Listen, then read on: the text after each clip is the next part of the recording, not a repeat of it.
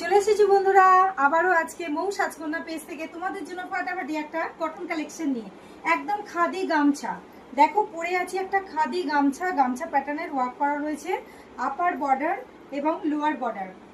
দেখো এখানে temple temple ওয়ার্কে multiple colour করা রয়েছে। এইটা দেখো আঁচলটা, আঁচলটা দেখো এরকম সেম যাচ্ছে বর্ডার, তার সাথে এরকম যাচ্ছে সেম বর্ডার।